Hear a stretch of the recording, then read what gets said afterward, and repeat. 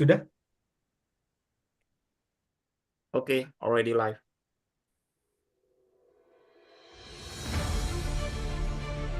Welcome to Nusantara, the Southeast Asian archipelago.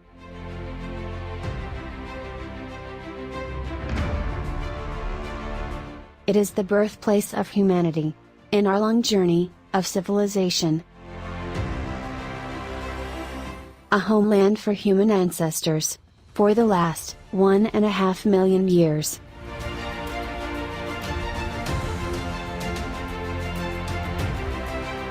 A place where our early ancestors have roamed a vast land of opportunity.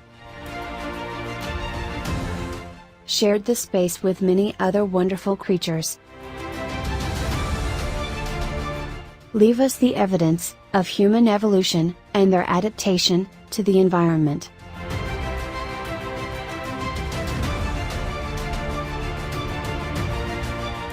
Who are they? What do they look like? And how do they live their life?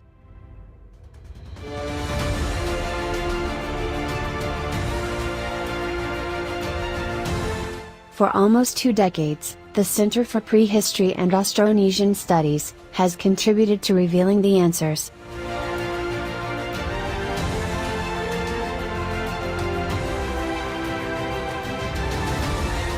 Behind CPAS is a group of passionate scientists with global networking in prehistory and Austronesian studies. Our mission is to provide best practices in the framework of archaeological research and development. Pushing the values of our research beyond the knowledge. Reveals the national identity. Enriches our understanding of cultural developments. Unveil the reason behind our strong character of diversity. Narrates the story of ethnogenesis and the foundation of our nation state. Preserving our past as a heritage for the wealth of our future generation.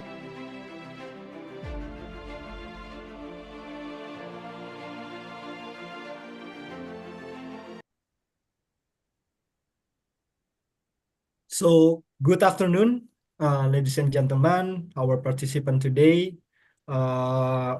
We welcome you to the talk show, monthly talk shows from CPAS Indonesia, Center for Prehistory and Austronesian Studies. And we already in our episode 34, we will have our lecture today from Professor Paul Albers from Netherlands, and then just like the other our episode, the previous episode, we will have, before we begin to our lecture, we will invite Professor Truman Simanjuntak for introduction about our topic today, looking beyond the Eugène Dubois archive. Professor Truman, time is yours. Oke, terima kasih Mas Ruli. Selamat siang. Good afternoon everyone. Good afternoon Pak Paul, Pak Hari Widianto, and all of the participants. To welcome to the monthly CPAS discussion. CPAS is the Center for Prehistory and Austronesian Studies. Time runs so fast, and in this first month of 2025,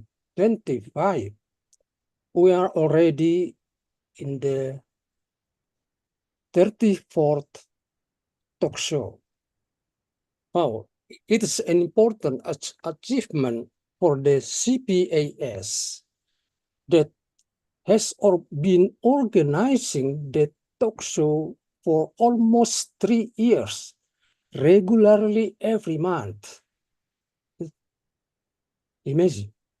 Many thanks to the participants who are regularly followed this talk show and of course to the CPAS members, especially the Secretariat who made it possible to run regularly every month.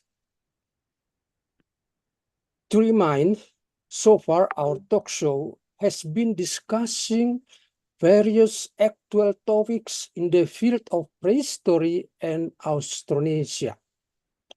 For this, we have presented experts, super experts from various disciplines, both from Indonesia and overseas countries.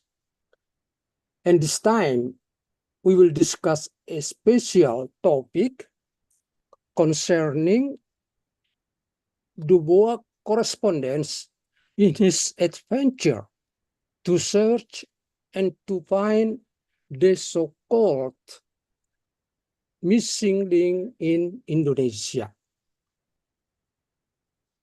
Yeah, okay. Then amazingly, Dubois left behind thousands of letters written during 1881 to 1900, or before and after the discovery of Pithecanthropus in Trinil. And it is amazing too that such a large numbers of letters written more than a century ago can still be found in the old archives. Of course, this success is due to Paul's hard work. For this, in this occasion, it will be interesting to hear his experience to find and compile the letters into a book. Thank you, Paul, for your willingness to share experiences with us in this talk show. Colleagues, to remind that after presentation, there will be a discussion. Please take advantage of this session if you have any questions or comments. And this discussion will end with closing remarks that will be delivered by Professor Widianto. And for that, on behalf of the Center for Prehistory and Austronesian Studies, I would like to thank Prof. Widianto, who are always ready to contribute to the talk shows that we organize. Okay, for not to be long-winded, let's get into the main program, listening to Paul's presentation. Good luck, and once again, thanks to everyone. Thank you, Rudy. Thank you very much, Professor Truman, for the introduction. And now we will invite Mas Kasman Setiagama from CPAS and also the Ministry of Culture of Indonesia to direct the discussion today, to manage the discussion today as moderator. And Mas Kasman, time is yours. Thank you very much, Prof. Truman. Thank you, Ruli. Good afternoon, everybody. Salam. Thank you, Prof. Truman Simanjuntak, who already give us a highlight of the important reasons why this topic need to be raised through this talk show.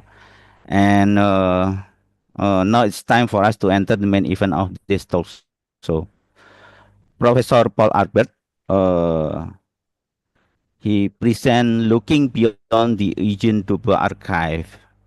Beside the document and notes and thousands of remains, Eugène Dubois leave us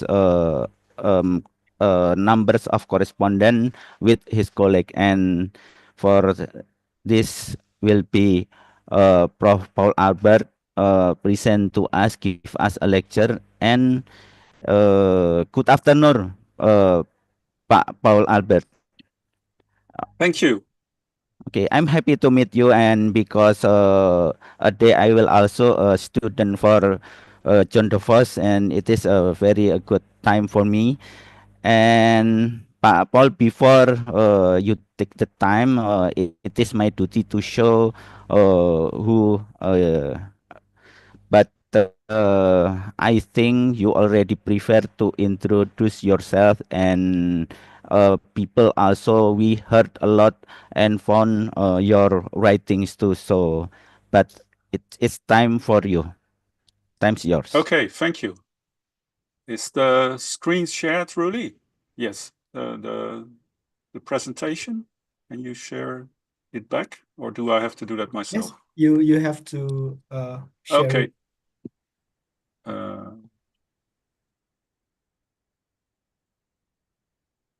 You seeing it now? Yes, It's clearly. good.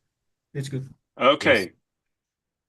So this is the cover of the book, at least part of it, which I'm going to tell you about. But before I start, let me say it's a tremendous honor to be here for you. I'm very grateful for the invitation, Pak Truman, and I'm honored to see Pak Harry also present. This book is available in open access. Everybody can download it at the website of the publisher, and the link is, I think, provided by CPS for everybody. So,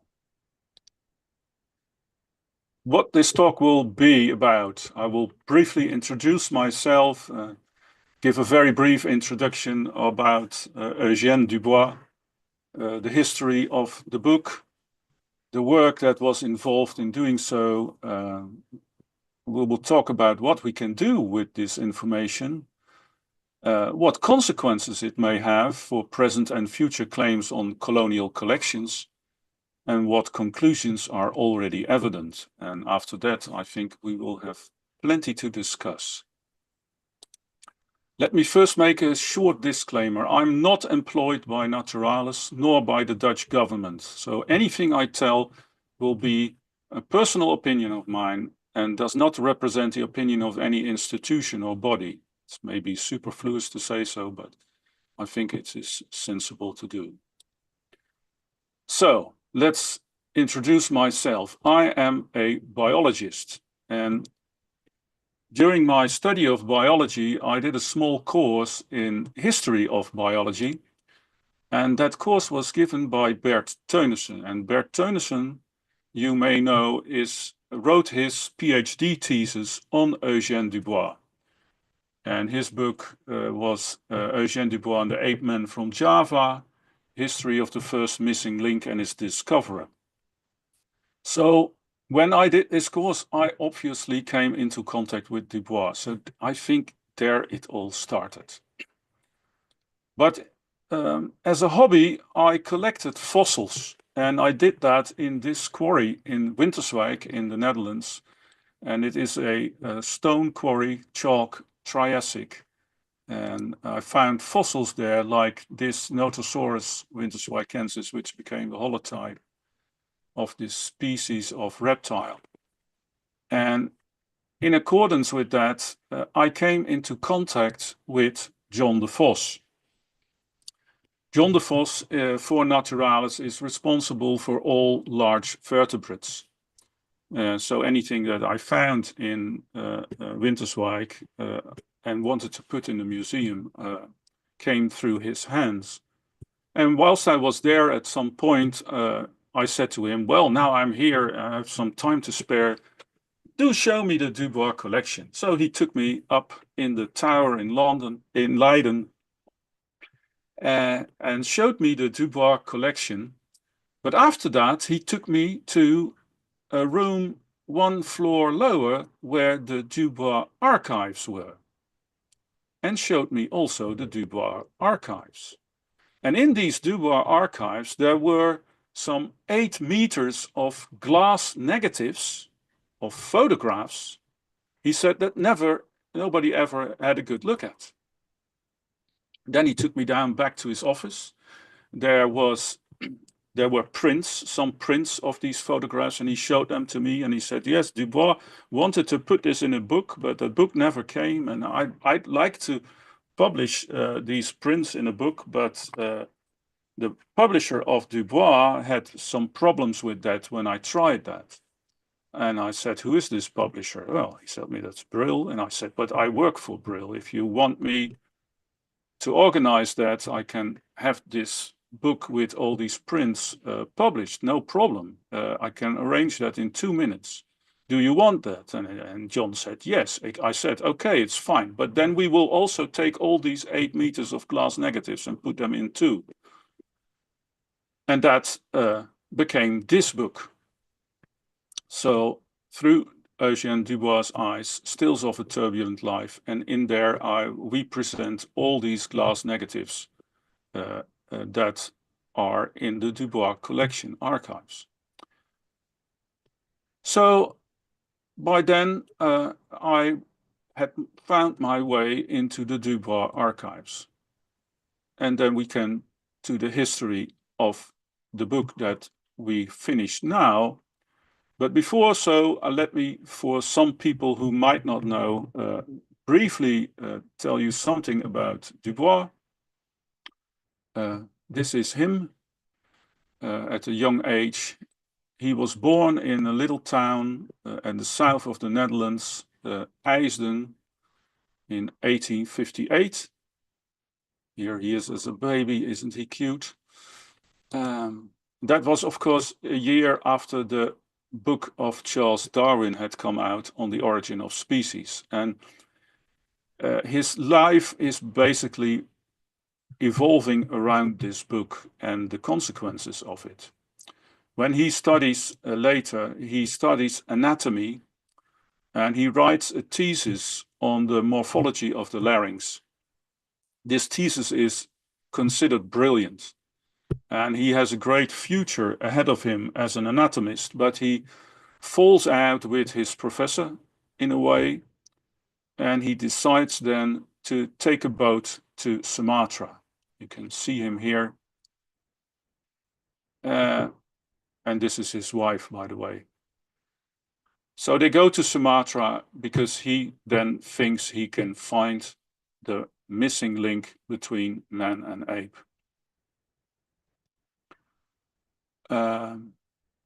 Cutting things short, Sumatra is not the place. He skips to Java, and there on the left bank of the Solo River, some 12 to 50 meters below the plain, about 1 meter below the dry season water level, first a molar was found, and then secondly the skull cap of Homo erectus. And then finally, a year later, there is a femur. And then he does publish that. And in this publication, there is one sentence that really will hunt him for the rest of his life. Es wäre töricht, aufgrund jener so geringer Entfernung der Fundstellen an der Zusammenhörigkeit der 3 Reste zu zweifeln. That is German, and it is in particular this word, töricht.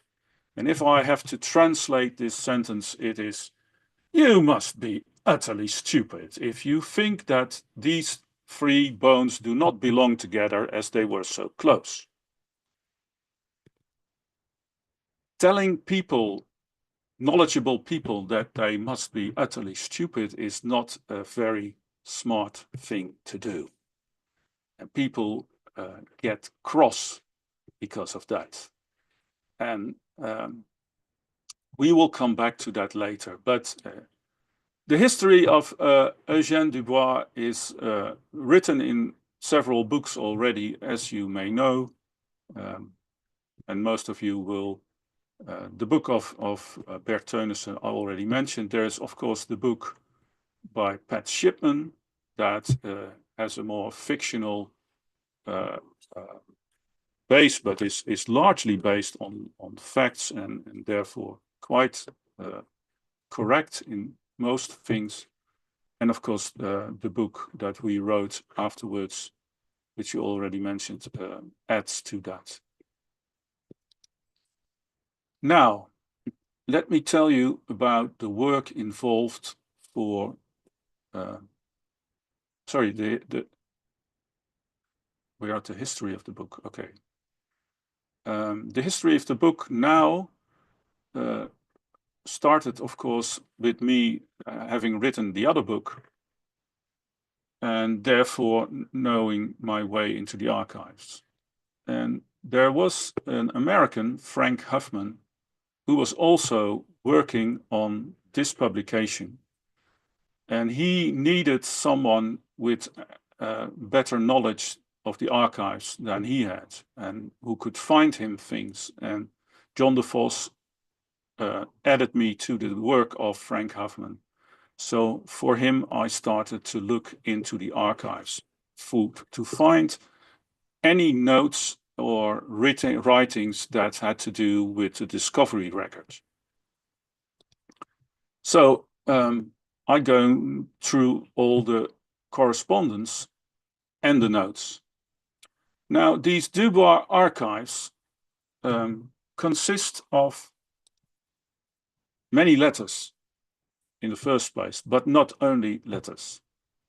These letters are written by his sergeants sometimes, but also by his colleagues and by himself, obviously, if he kept copies of the letters that were sent away, then we add them, of course. But there are also reports that he wrote for his superiors. There are field notes of all kinds. And of course, there are the photographs and glass negatives. Now, the work involved, firstly, was aided by the fact that the Dubois archive was already completely scanned in 2005. And it was one of the first major archives that was scanned. And that is because of its importance. Everybody knew that this was an important archive. But when that was done in 2005, there was no optical character recognition yet. And most was handwritten. So OCR was not very useful at all at that for handwriting.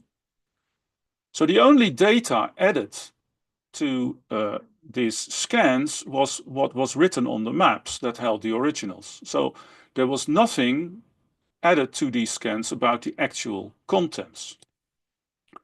So the result of scanning the Dubois archive in 2005 was that we had some 50 DVDs with on them 28,000 black and white photographs.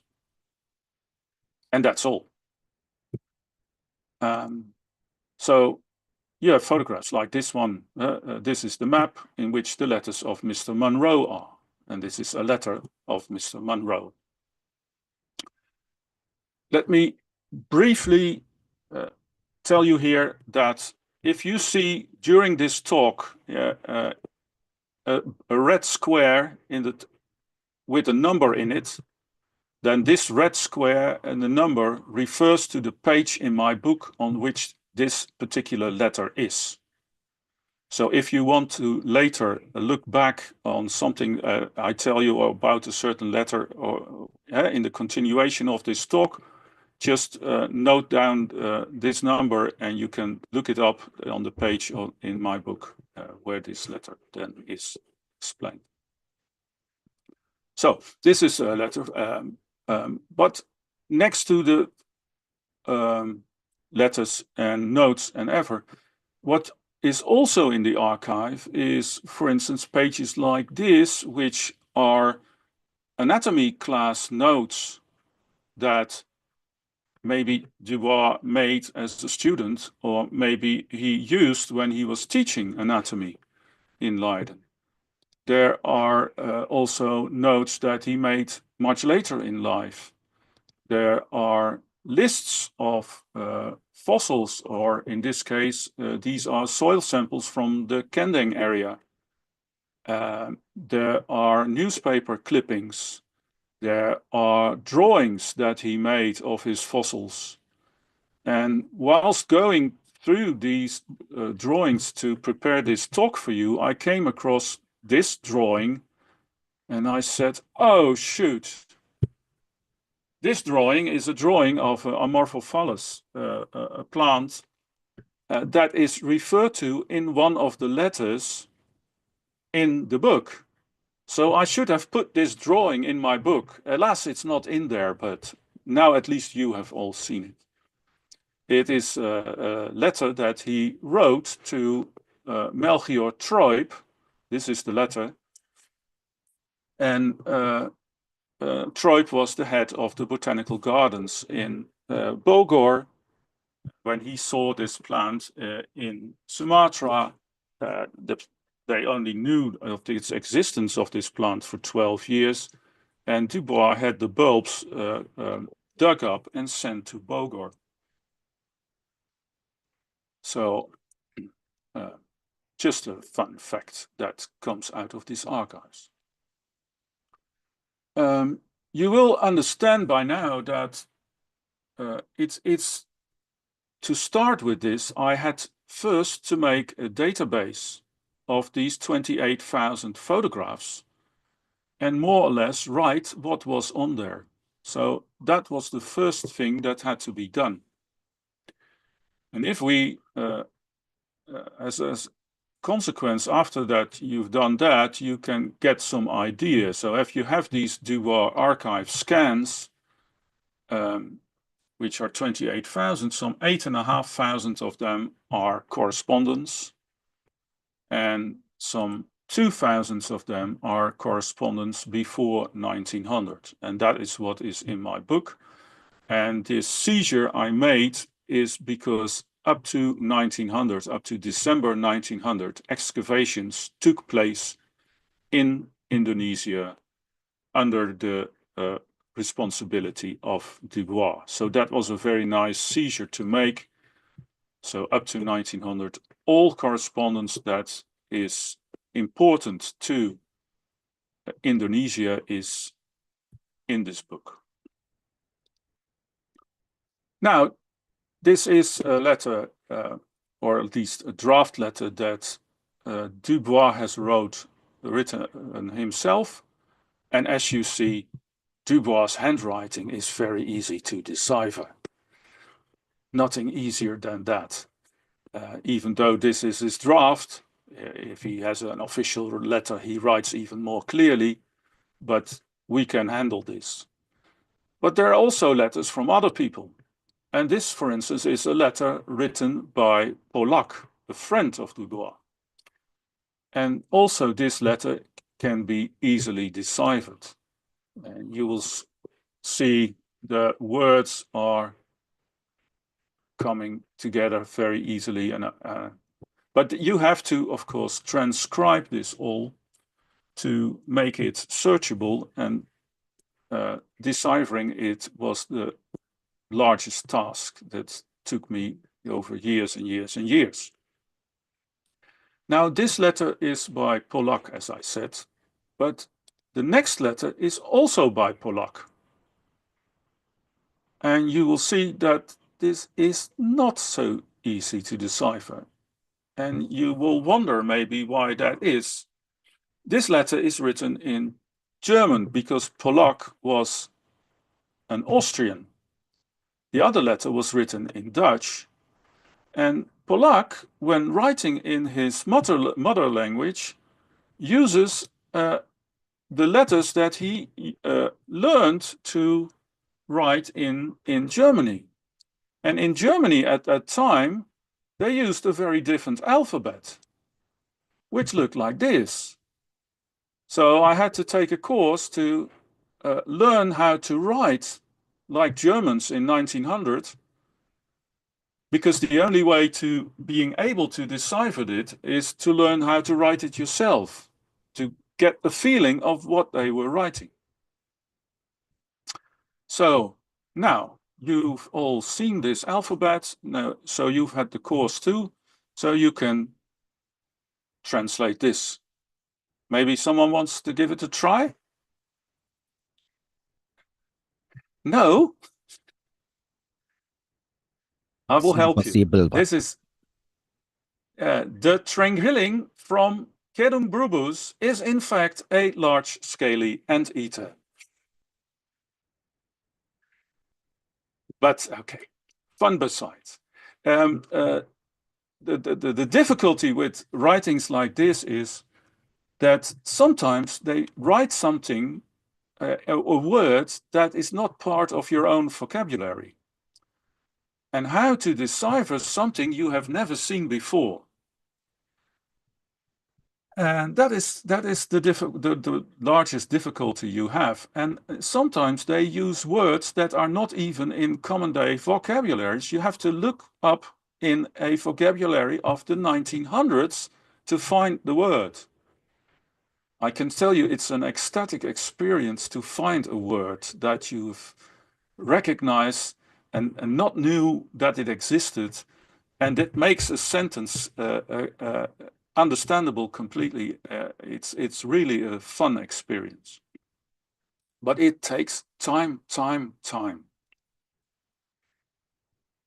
For writing this book, I also used voice recognition, mainly because you will get repetitive strain injury from the typing and the mousing all the time. So I spoke the text loud and the computer typed them for me.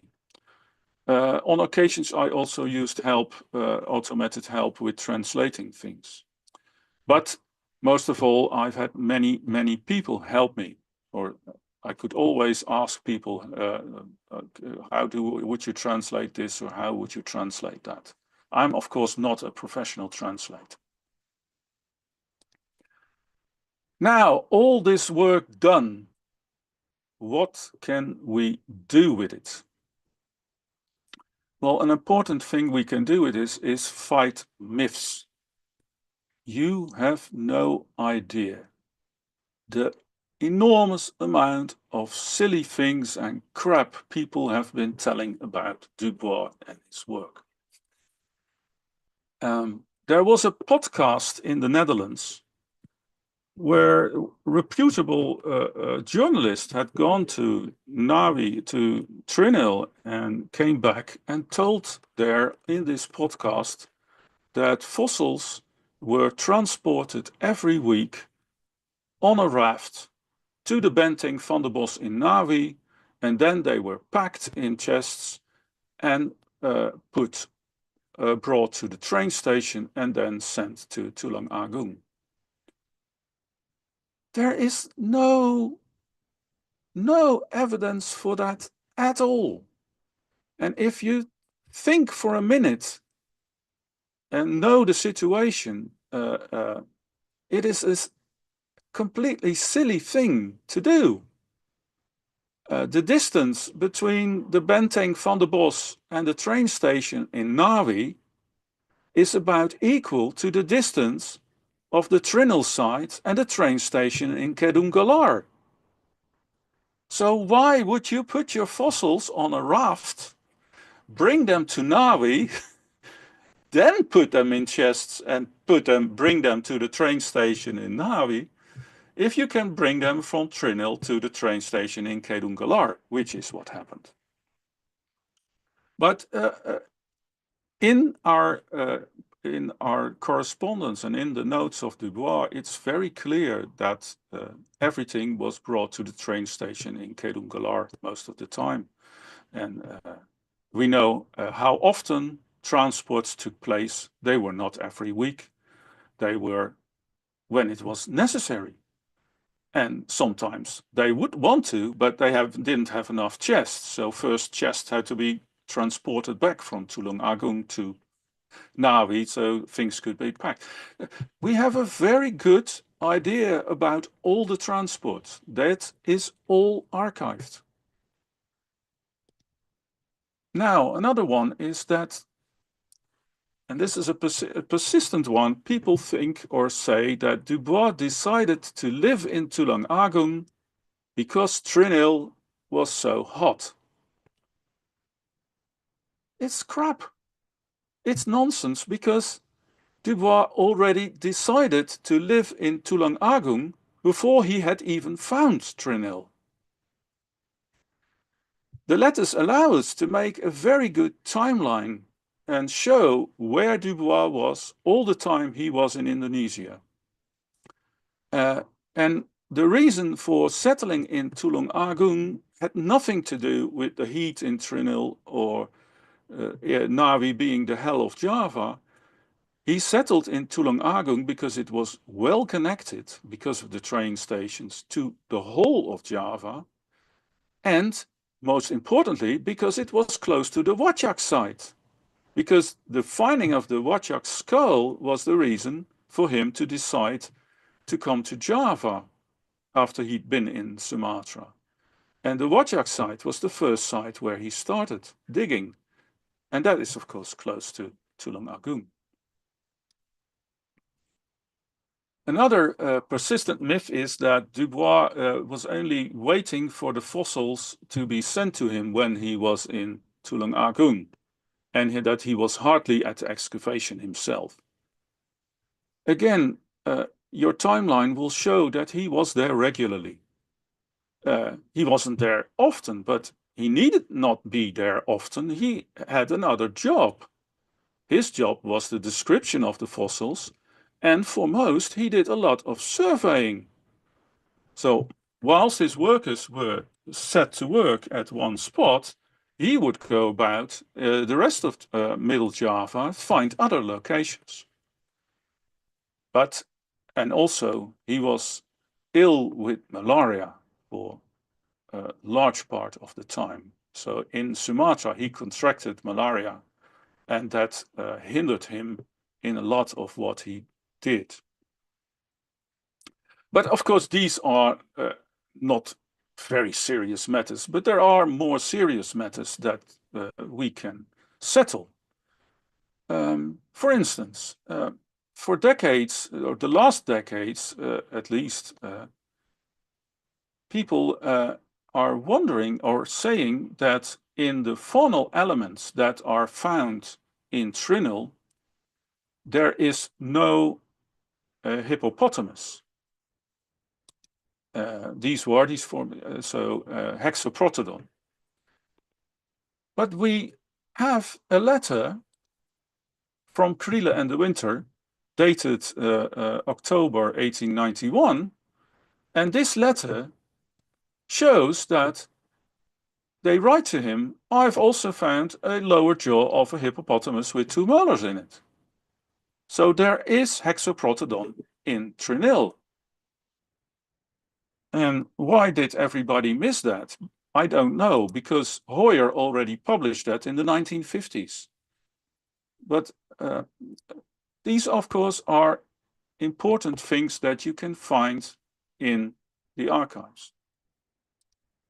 Now let's go to the one of the most profound myths that Dubois caused himself, mostly by his mistake of calling everybody stupid instead of being a bit more humble. And that is, of course, this femur 1.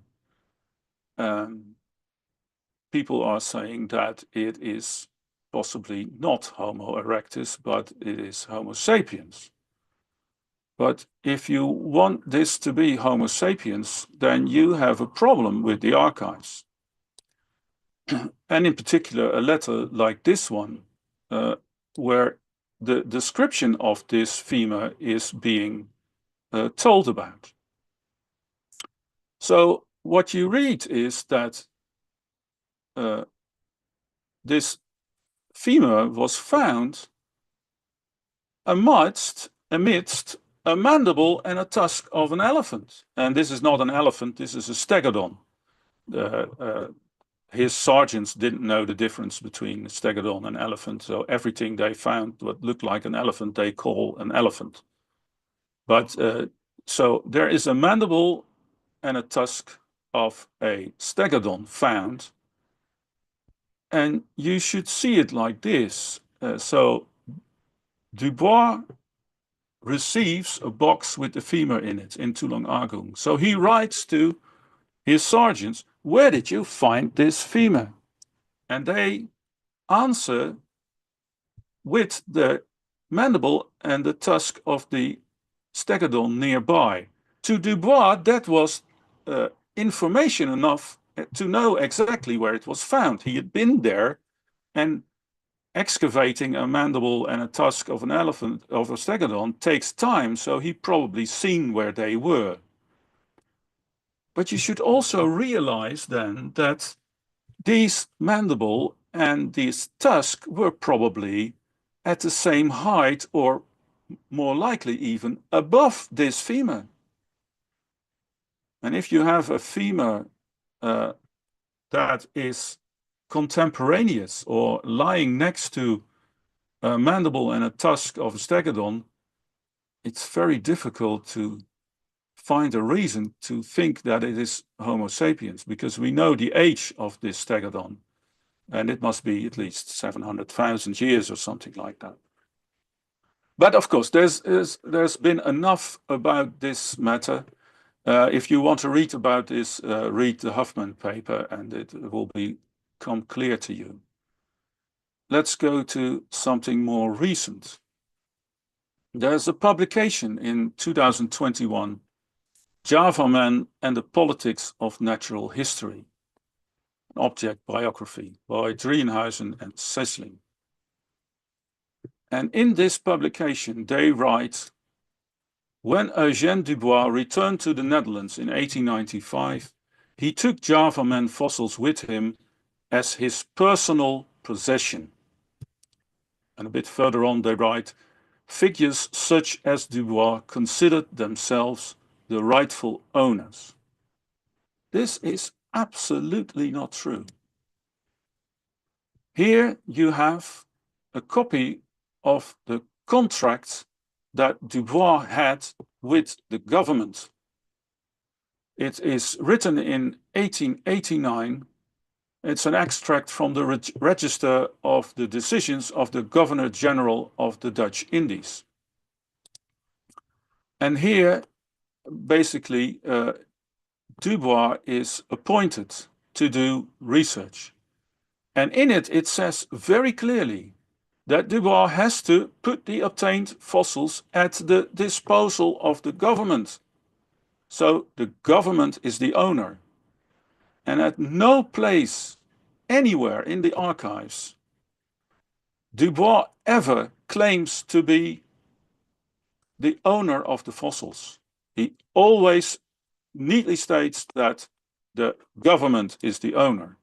And in the book, you will find at the back an index, and I made a lemma with the property of the government. And so you can find all these letters in which he states that he's not the owner. So this is simply wrong, what they written. But it gets even worse, in my opinion, at least. They write, for instance, that the letters he, Dubois, in this case, wrote to his 2 European sergeants overseeing the 1889 excavation are full of complaints about the natives. So basically, they use this as an argument. They want to show that Dubois is a colonial man, has nasty colonial habits. He is complaining about the Indonesians. And they say that he does that in particular in these letters. Well, I would like to show you all the letters that Dubois wrote to his 4 European sergeants, because in 1889 is the one year that he had 4, not 2. But alas, these letters do not exist. Driehuizen and Sisling made these letters up. I don't know what to say about that. It's staggering that you would do that as a historian. In my opinion, this is scientific fraud.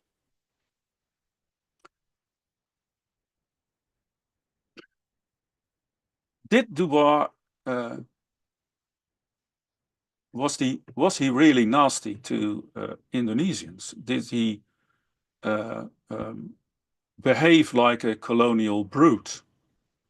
Well, if you look in these files, you will find examples that, of course, he was a colonial man, as everybody was at that time when you're from Europe. But he also writes, and we haven't seen that, but we can deduce that from this letter of De Winter, De Winter writes that you write to me, and you is Dubois here, that I have to treat the convicts well, and I will comply with your wish. Dubois demands from his sergeants that they treat the people well. And of course, he has nothing to gain by not doing that. It is in his best interest. So we now are touching upon the consequences that this archive has for present and future claims on colonial collections. And of course, in here are things that have to do with the legality. Of course, we find information here about localities where material is coming from. And you may find information about who owned the land. You may find information about whether there was financial compensation.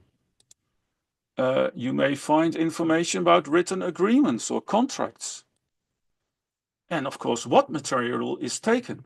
This is all in the archive and therefore important to claims that there should be or would be made. But next to that, you can also look into morality, where local people cheated, or was the labor honestly paid for? And was forced labor involved? Yes, of course. The paper that I just showed you, where he is,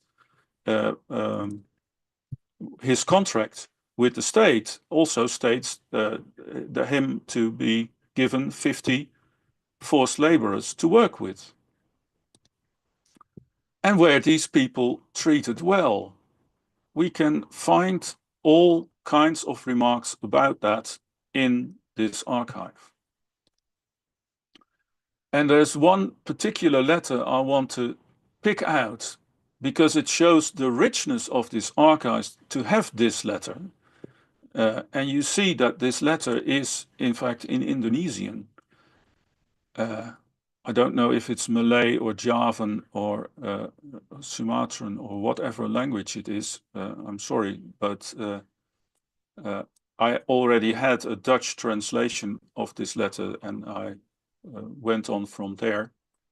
But you will find it in the book. And this letter is written by one of the convicts. So a convict, a letter of a convict is something very, very rare. And from a historical point of view, very important. And in this letter, I'm not going to read it all out to you, but let me give you a brief summons of what is in there. One of Dubois' sergeants is getting ill in Sumatra, and he's getting terribly ill, and he dies. And this letter basically tells us what happens and shows that at some point, when this man dies, these convicts, of course, without any supervision, and they could have done anything they wanted. They could have run, basically, but they don't do that. They bring the corpse back to Bua and basically behave very decently. But it also shows you that these people were probably found themselves treated relatively well, else you would not do that to your supervisor. Do this for your supervisor. Anyway, read this letter. It's an important letter. Now, what conclusions are already evident from the archives that I can more or less say is that the fossils are owned by the government, as we have already seen. What you can also learn from it is that the government considers these fossils the result of mining, like they were coal or ore. And if you think about it, that's not such a silly comparison. We don't. We consider coal a fossil fuel for a reason. So Dubois was employed basically in the department of mining. By far, most fossils were dug up from land that was not privately owned. So he was in caves, or he was on the border of rivers, and that was normally not land that was used by anybody or owned by a specific person. A very small amount of fossils were also bought from people who offered them to Dubois or to his sergeants. And another thing that is also often said is that Dubois could not have found the Trinil site without local guides. But if there's one thing clear from his letters and from his notes also, is that if there's one site that he found himself, it was Trinil. So a local guide was not involved in finding the site of Trinil. On the moral side, it's very clear from the letters and everything is that Dubois was a colonial man, and he also was a racist. But you will find that for basically every European that is correspondent in this archive. Every single European in the Dutch Indies was racist and behaving like a colonial. Dubois treated native and indented people rather well, and this is not to make him look good. It was simply in his best interest to do so. If he would not do that, the people would, they are standing with their hammers and the patchuls in hand. They can smash the bones before he even gets to see them. So you have to treat these people well, else you will not get a single fossil out.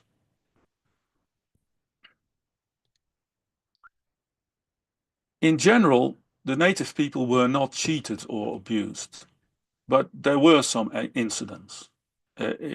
He has not there's no clean slate here. But yeah, maybe you will find the same about your own boss, that he sometimes does things that you did not like. I'm not trying to make him look good. He is not good in many ways because he's Dutch. But in general, people were treated decent. And the records make it quite clear that Dubois had no other option than to work with forced laborers. It was either agreeing with that or have no work done at all. To do this work, you need either a shitload of money, and he didn't have that, to pay the coolies. And when he asked for support from the government gave him the forced laborers. He did not ask for forced laborers, he asked for support, and that could have been financial support. But of course, money is far more difficult to give than forced laborers, of which you have prisons full of. So the government supplied him with his forced laborers. Had he said no to that, he would have not got anything, and he would have been going against government policy. So it would have been very bad for him. He probably would have lost his job, and he may have well been forced to go back to the Netherlands and pay for the travel himself, which would have cost him thousands of guilders at the time. So, looking beyond Eugène Dubois' archive, what do we, or at least what do I think that we should conclude? I think we should stop focusing too much on behavior of individuals like Dubois. It's not the individuals that cause what is happening. And it only clouds our view on the institutional racism that is causing their individual behavior. The government of the Dutch Indies was an apartheid regime with one goal only: making money at the expense of Indonesians. So what to do with these natural history collections? I think natural history collections should be returned to Indonesia, because not having them in Indonesia hampers Indonesian science and still gives former colonizers control over the development of science in Indonesia. And my personal advice to the Dutch to decolonize natural history is declare all collections originating from colonial times property of Indonesia or whatever other country they came from, and subsequently give those countries 100 years or so to come over and examine what there is and pick up what they want back. And to that, archives will be crucial. And 100 years may not suffice to disclose them, because it's such a lot of work.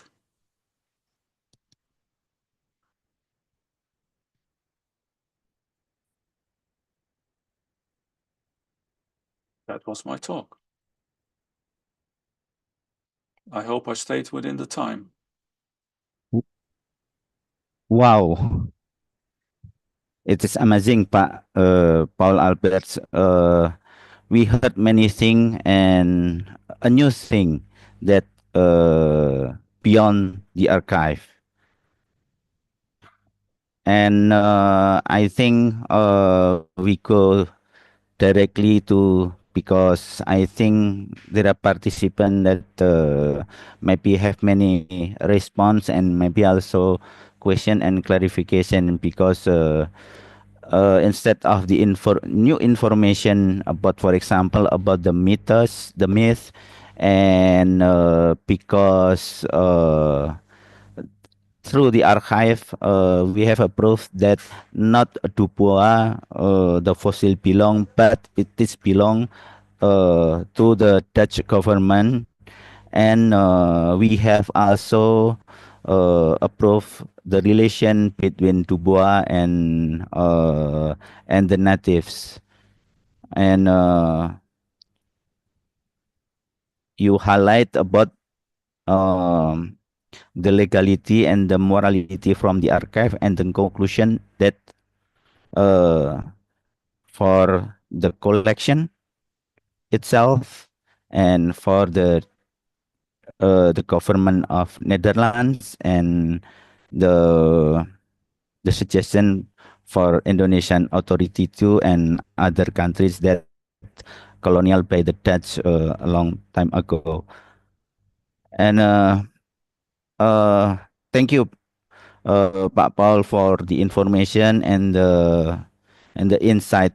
Dear participant, you can directly submit the response and question in Bahasa. I will do my best to convey them to Pak Paul, but also you can use the chat box to provide responses and or questions. And I think this also apply to the participant who follow this talk show through the center YouTube channel.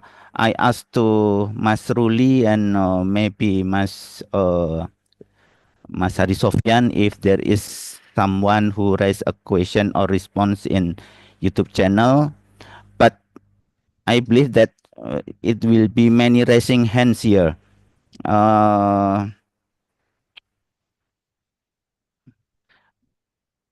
am waiting, but maybe I also have a question, Pak Paul. How you meet or have a dialogue with the family of the heirs of Eugène Dubois? I have had contact with his great great-granddaughter at some point. There is one great-granddaughter still alive. There are also great-grandchildren of him living in America, but I don't know them. So there are still a few members of his family alive, but they do not have a lot of information that we don't have. So everything that the great-granddaughter had, she shared with us. So I have that in the files. What we can learn from that apart from a racist and colonial man, he was also quite misogynist. So he referred to his own wife as the microcephalic. Oh, it's very strange people. I imagine not not easy. Well, at the time, of course, women had no serious part in decisions at all. Okay. So maybe happens the same during the colonial era in Netherlands and Indonesia. There are something that not quite well comparing to the world by today. Yeah. I invite the participant, Bapak dan Ibu. Maybe someone have jika ada tanggapan atau juga ada pertanyaan. I see a question in the chat box that I could try and answer. The question of Josaphat Enduro. What is Dubois' view on the theory of evolution? Is it linear or not? That is a difficult question to answer. I'm sorry. He sees evolution. I think that he saw evolution as linear at that point, but he also is really a Darwinist, so he will have understood the Bush model of Darwin too. But yeah, that in retrospect, that these things are difficult to answer.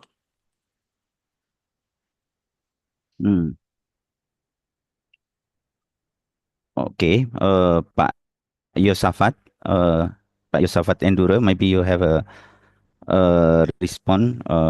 What Pak Paul Albert views?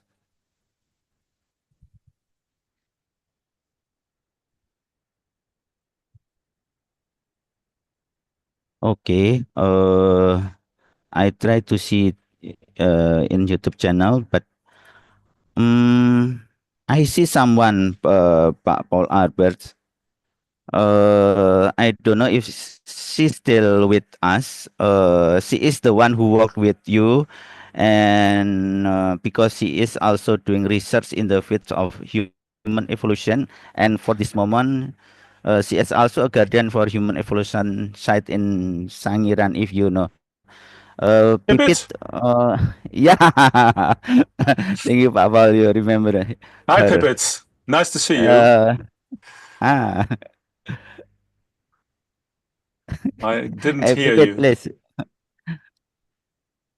We have no voice. Kita tidak mendengar kamu, Pipit. Pipit helped me with translating some of the letters, so I'm very grateful to Pipit. Interesting for me to know the experience of Pipit working with the papers, with the letters. Hey, Pipit, we have no voice from you. We don't hear you, Pipit. Oh. Okay. I think she have a trouble, unfortunately.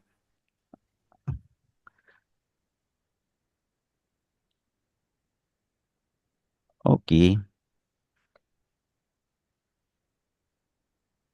I was expecting a lot of people to respond. We have 60 people, but yes, but I think I gave you some bombshells to start discussing. Because for myself, at 2008, I visit John and Naturalis, looking the collection, and but not imagine that there is a thousands of letters that prove something that before we have no information regarding what happened in the field and what the relation between Dubois with the site, with the people, and the the presence of the two officer, the Winters and someone else, Giele and the Winter. Taylor Yes. and Winter.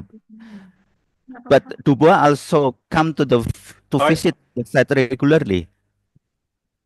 Yes, he went there regularly, of course. Selamat siang Mas Kasman, ini Yuk. Mbak Pipit. Iya, I terima to kasih. talk from my computer. Okay. Sorry for the audio trouble. Hi, Paul. Hi, Pipit. Nice to see you. It's great to see you presenting this extensive works. I know that I think in 2020, the first time Paul sent me several pictures of the letters, and he asked me to translated some of the letters which were written in Malay or in Japanese. So some of it already been translated, but yeah, some of it is still, and we need to check it together, right, Paul? And Yes. well, when I saw the letters, it was a very interesting time for me because the beautiful handwritings, and we can we are having a problem. I am having a problem to read it because yeah, sometimes it's written with a different style with what we are writing today. And from the letters, I found many interesting information, several names involved in Dubois missions in Netherlands, India at the time, photographs and travel arrangements.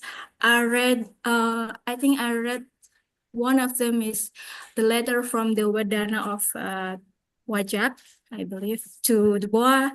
It's never been published before, and it's very interesting that I believe this publication can inspire a new research interest.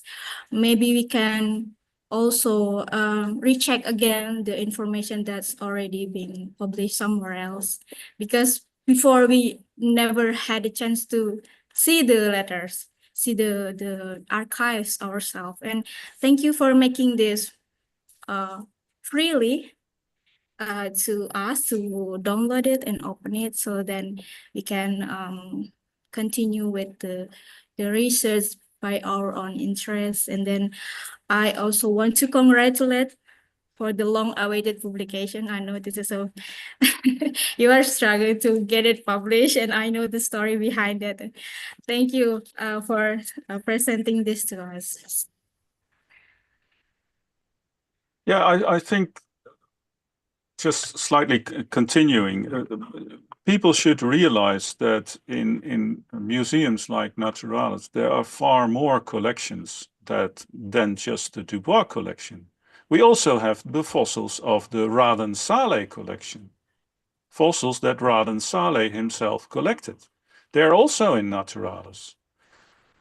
And why should they not be in Indonesia? It's really silly.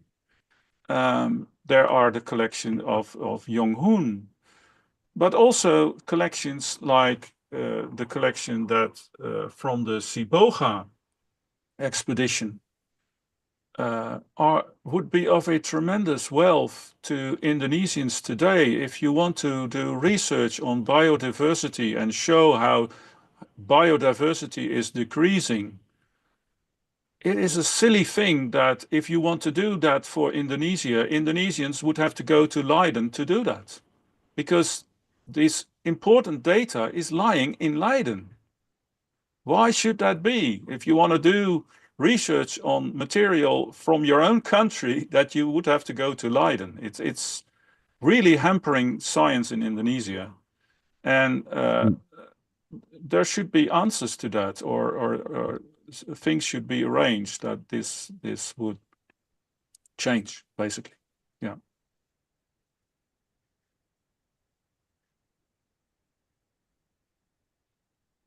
Okay.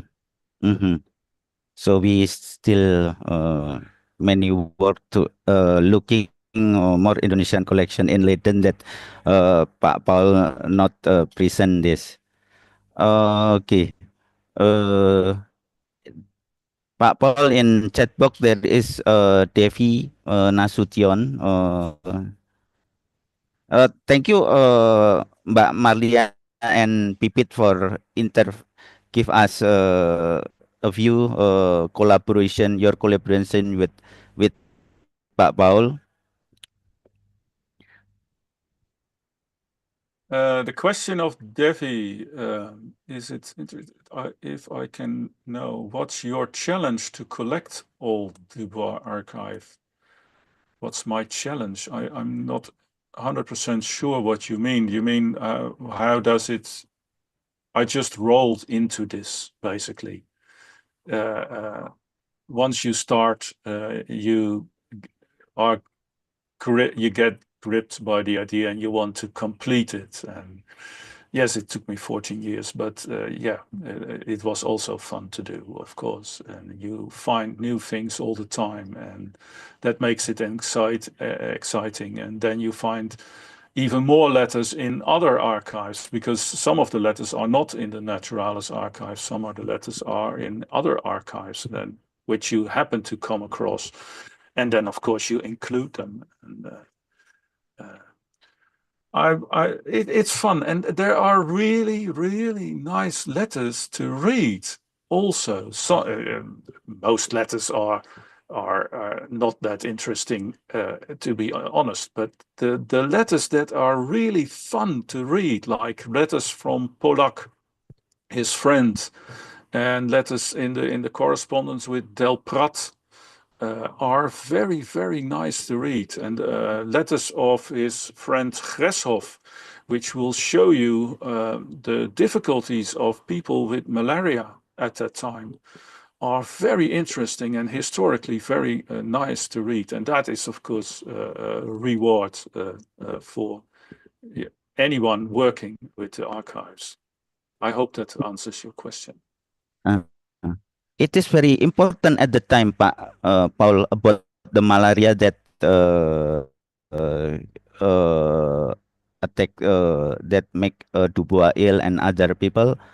It's a major phenomenon at the time, and it's absolutely. Whoa. And yes, what the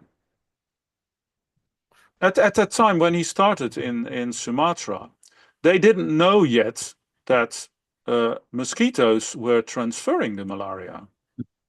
They only found that out a couple of years later, when he was back in the Netherlands.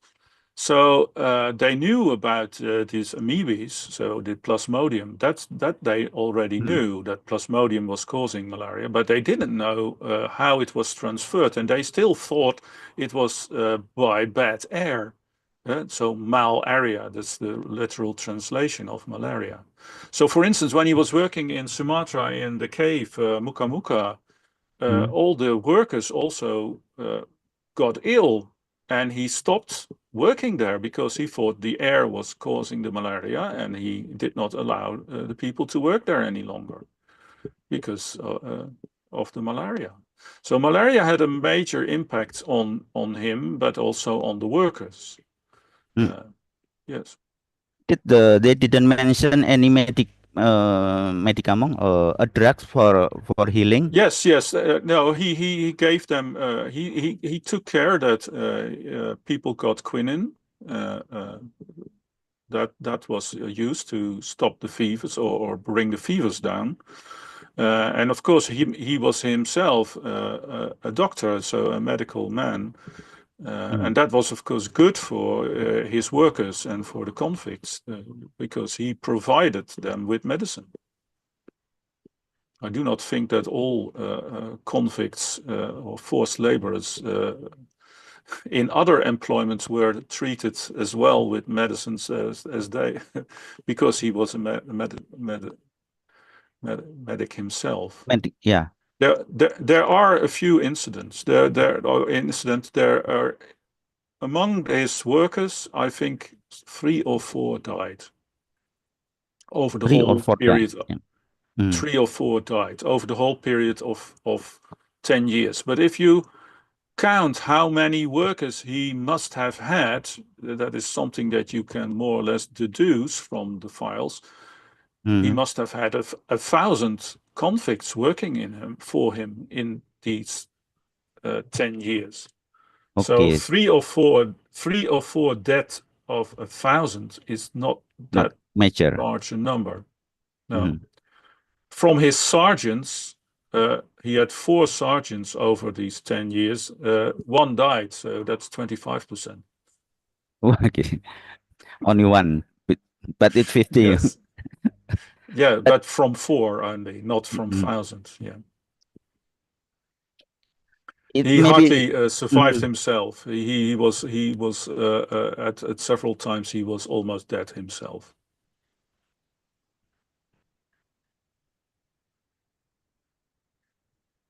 Okay, there is a question. I think from Hari Sofyan, he want to look at the local perspective at the time when Dubois looking for the bones, but it is related also with my interest that if did Dubois mention about the traditional healing for the malaria, because he is also doctor. Healing from malaria. Yeah, traditional traditional ways or drugs for healing from the fever. No. No, I haven't looked into that, so I cannot be 100% sure. There are 28,000 pages. You remember? Yeah, you have 2,000 pages of your books, so maybe we will. 2,000 are in the book, but there could be more. I don't. I have seen all the pages, all the 28,000, but you will not be angry with me for not remembering all 28,000. I see a question from Nunus, this one. Yes. Yeah, or from the relation of Dubois with Fort Vandenbosch. Well, Fort Vandenbosch was where the local regiment was. He did not have much to do with it, but of course his sergeants would go there regularly and probably get new clothes and some stuff which was being sent there. So there was contact between the Trinil side and Fort Vandenbosch, no doubt.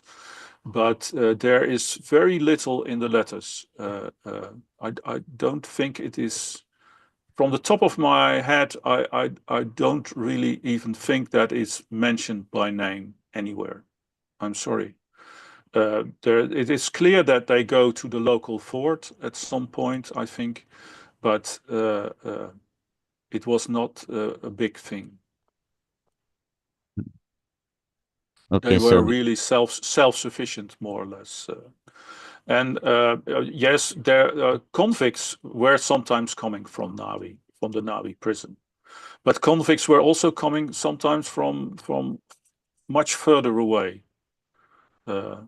If there were not enough convicts in Nawi, then they had to come somewhere else. So they regularly were exchanged. They were not constantly the same amount of forced laborers working there. And that's changing all the time. Is it possible to locate it, the convict coming from the outer Java, coming from another island, Paul? That is very well possible. It certainly is the case with the convicts working in Sumatra. The Sumatra convicts, there we have even a list from them. So we have a list with names and convictions in some case. So we know that some of the convicts were murderers. One of them killed his father. One of them killed Vedono. So there were serious criminals amongst these convicts. In Sumatra, it's what you see, or at least I got the impression. I don't know enough of this, but I got the impression that most of the prisoners in Sumatra were from Java.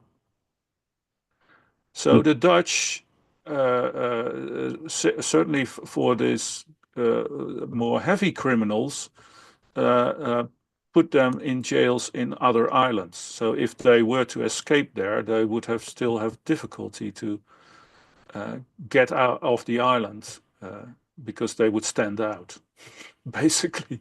Oi. They would not have support from family or relatives there, obviously, if you put them on islands far away. So it might well be that the convicts working in Java were coming from other islands too. Mhm. But Dubois explicitly asked not to be given serious criminals anymore. So the criminals that he got later on were not for serious or large crimes anymore, because the chances of them running off or causing amok were much larger. If you have somebody who will be indented for 20 years, Mhm. then of course he has very little to lose, and he can be very nasty and difficult to handle. Yeah, I think if I'm consider myself as a Eugène Dubois, it's quite difficult for me working or sleeping or and with the high level of the criminal. Yeah, Pak Paul. It is very interesting that we can see the background of the labor that Dubois paid them. The convicts were not paid. They were given maybe drinking money or something. Okay. That I would not say they got paid. They got rewarded if they found, for instance, important fossils, but they were not paid. They were convicts. They were prisoners. At some points when there are not enough convicts and he needs people, then he would hire coolies, and these coolies were paid.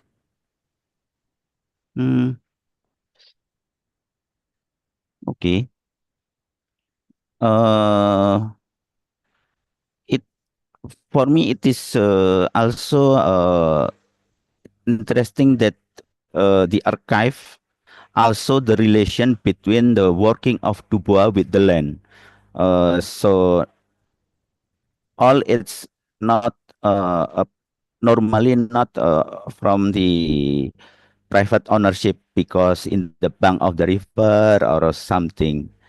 But related also to your remarks of the conclusion of your presentation that there is a hope that Indonesian authorities also take a consideration of this history.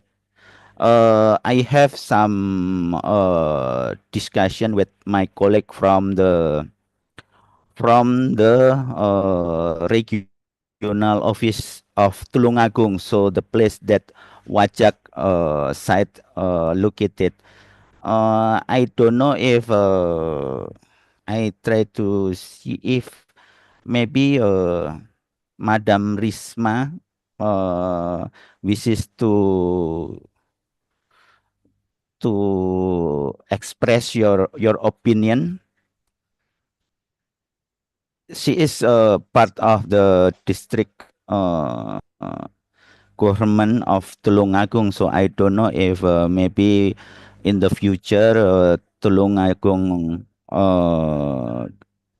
government will have an interest for the Wajak collection. Well, it's part of the Dubois collection. If the whole Dubois collection is going to Indonesia, it will be available, of course, in Indonesia. And yeah, the Wajak skull is an interesting find, obviously, and it was the reason for Dubois to come to Java in the end.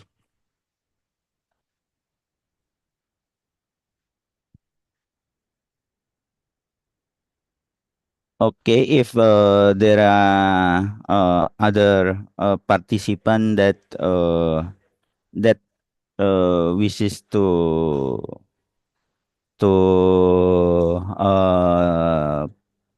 share the interest or a question, I think they will be look at to your publication, Pak Paul Albert, because like me, there are many new information and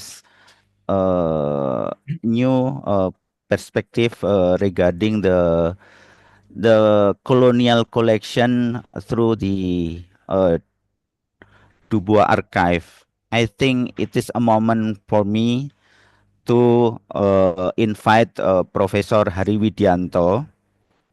Pak Hari, good afternoon, selamat sore.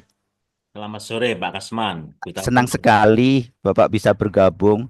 And Pak Hari, I think I don't need to prolong the story of your encounter with the human fossils and your effort to preserve the Indonesian hominid site and also for developing a prehistoric site museum. You already an important figure for the world of human evolution studies in Indonesia and abroad. Pak Hari, it is your time to give us closing remarks. And time it's yours. Terima kasih Pak Kasman. Bapak Ibu yang saya hormati, Pak Paul Albers, your presentation is very, very interesting. Yeah. Thank you. Now we have two angle about Eugène Dubois. The first one is when we talk about Dubois, it is amazing for me why he decided to go to Netherlands, India at the time, or now we call Indonesia. It is. You want me to answer? Yeah, amazing thinking. So when Dubois was born in 1858, Darwin one year after, Darwin published the first book, The Origins of Species. And Dubois is the one who influenced by the debates about the origins of human in Europe at the time. And he talked very much with Alfred Russel Wallace, who works in Halmahera at the time. So one side is he believed the missing link, the link between ape and human. And he talked with Alfred Russel Wallace, and he knows that the Indonesian archipelago is a tropical region, that never changes from time to time. So this is an ideal place where the ape take off their clothes and change with the clothes of human at the time. This is the discussion between Dubois and Wallace at the time, So that's why Dubois and Wallace never spoke together. No, they never met. I mean, yes, correspondence with that. Correspondence. Yes. There's no correspondence of Alfred Russel Wallace in the Dubois archives. Yeah. So after that, he decided to go to Java. To Indonesia. The first one, he landed in West Sumatra, and he explored many caves in Payakumbuh. And finally, from the collection Dubois in Leiden, yeah, in 2017, there was identified the teeth from the Lidah Air from the caves of the Sumatra, where Dubois explored. And this is known as the oldest Homo sapiens. So this is the importance of Dubois collections. And also, from the collection, we have some 7 fragments of femur, like the femur of Pithecanthropus. Yeah. And also, lately, we have a big shell with the engraved, yeah, zigzag. And it is interpreted the art of Homo erectus from 500,000 years ago. So this is the importance of Dubois collections. And really, Dubois has placed the birth of paleoanthropology in Indonesia. When we found Pithecanthropus, yeah, this is the only Homo erectus in the world. There is no Homo erectus at all at the time, only Dubois. And he talked with Manufrier and published the discussion in Anthropology from 1896 until 1897 or 8. And the situations when he faced to the only Pithecanthropus erectus, he published the condition is very fit well with the recent condition where we can found more 200 Homo erectus in the world. So Dubois is the man who placed the paleoanthropology in Indonesia. This is from his collection. And now you talk about the archive of Dubois. Hearing your story, I imagine this is the story behind the scene. Because we never heard about that. For example, when he made a contract with the government of the Netherlands about his journey, about his excavation here, we never know about that. And many archives that you show us, we never heard also about, yeah, the story behind this, the archive, yeah. So when we think about the collection, we think about the body, and we think about the archive, we think about the soul. So the combinations of the body and the souls will be reviving a real Dubois. We bring Dubois from the end of 19th century into, yeah, this era, yeah, 2025. So this is the importance of the archive that you show to us. For me, this is the first one. We know about the Pithecanthropus from publications. We know about the Dubois from the books. But the archives, we never know that. So many stories behind the archives. And this is for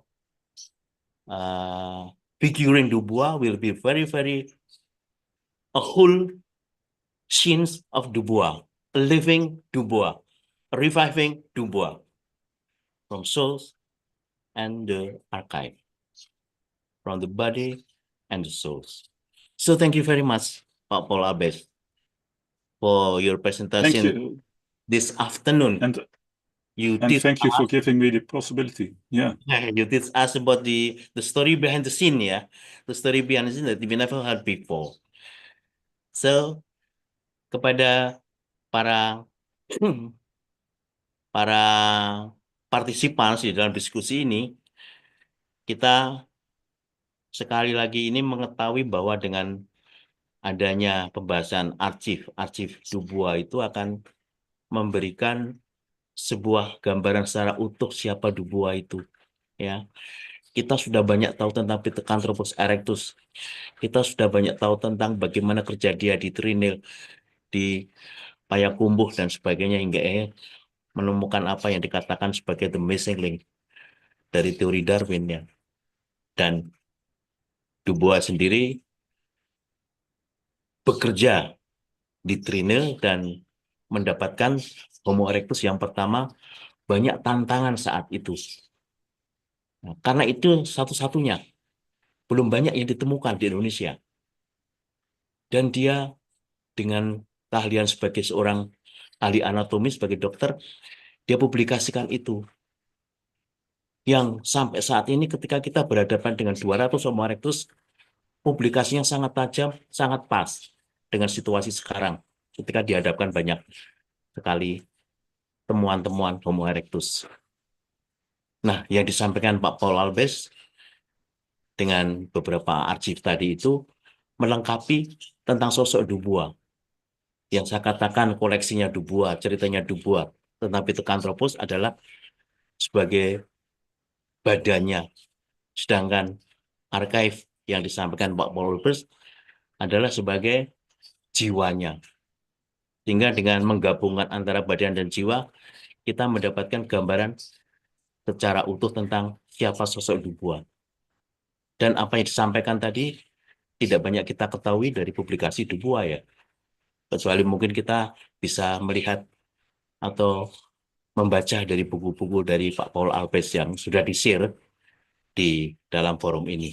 Terima kasih Pak Kasman, terima kasih Pak Paul Albers, terima kasih Pak Truman, dan semua pelaksana dari pertemuan sore ini. Ya, saya ucapkan terima kasih. Sekian Pak Kasman, saya kembalikan kepada Pak Kasman. Baik, thank you very much Pak Hari Widianto. But because you open a new views about the hard working of Pak Paul Albert, I want to invite again Pak Paul Albert if you have a response about Pak Hari Widianto perspective, because I want to share also my long debate with Professor Hari Widianto. His wishes is the Java man is return going home. So right Pak Hari Widianto, your wishes is the Java man is going home. Repatriation. Repatriation, and because Pak Paul Albert proved that through the archive there is a contract, there is a letter that the Dutch government paid Eugène Dubois for working and considering the result of his discovery as part of mining of like coal or ore. So Pak Paul, maybe you have a word that, because it is what we look after about your working. Please, Pak Paul. Yes, well, as to the government, of course, the first question that I would expect is that what would be asked is, which government employed Dubois? Was it the government of the Dutch Indies, or what is the Dutch government? And I think the answer is that he was employed by the government of the Dutch Indies. But then, of course, you get into a lot of, is the government of the Dutch Indies at that time really a government? Because in fact, they resort under the Minister of Colonies in the Netherlands. So if you say he is employed by the government, then it's not so clear which government is employing him. And that is one of the things that the legal boys and girls will have to look into.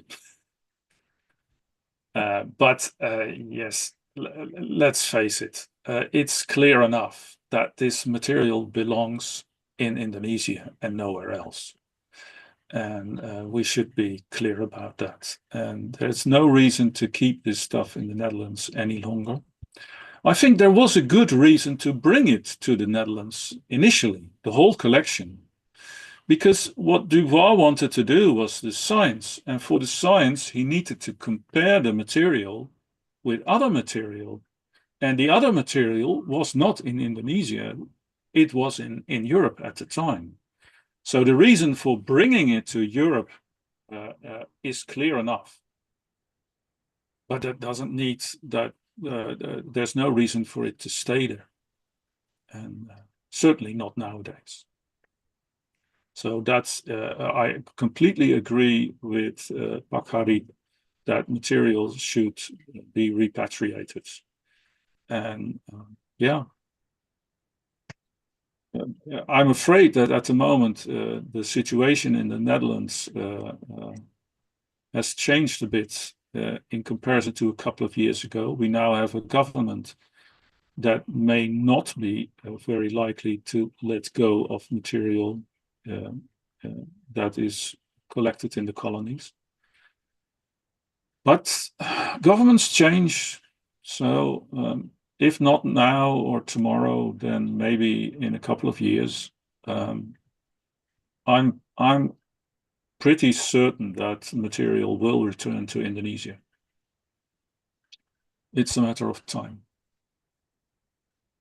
And I hope to see the day, and I expect to see the day.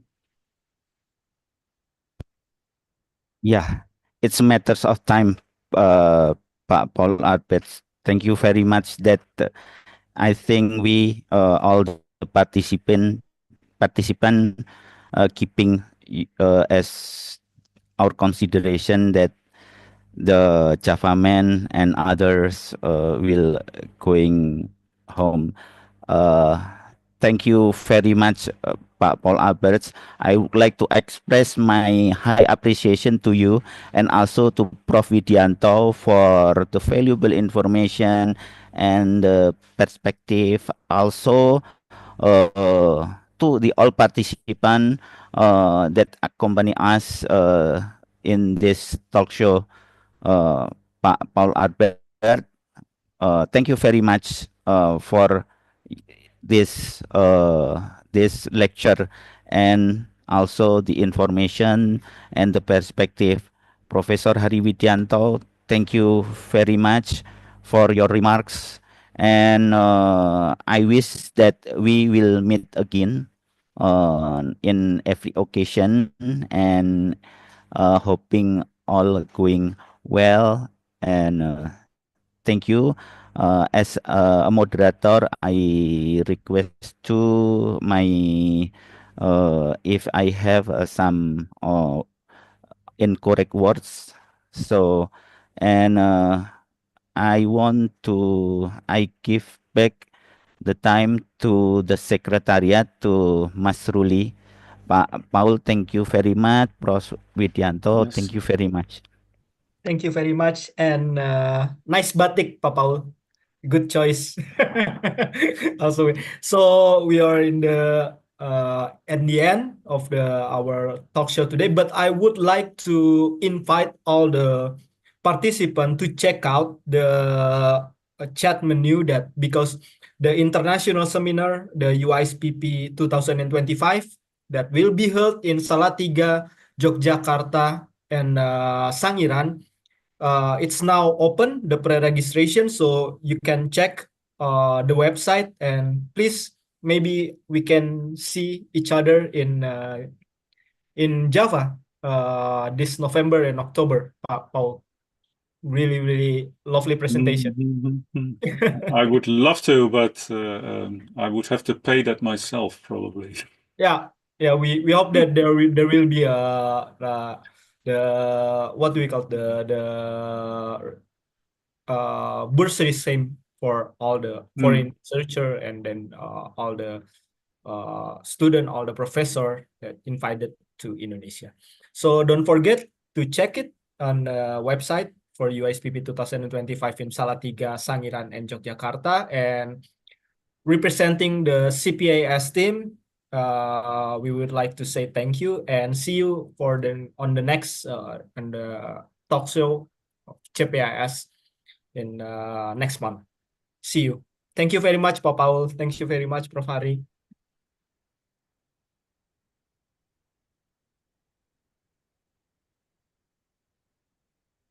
Ya, silakan Mas Hari, bisa diberhentikan.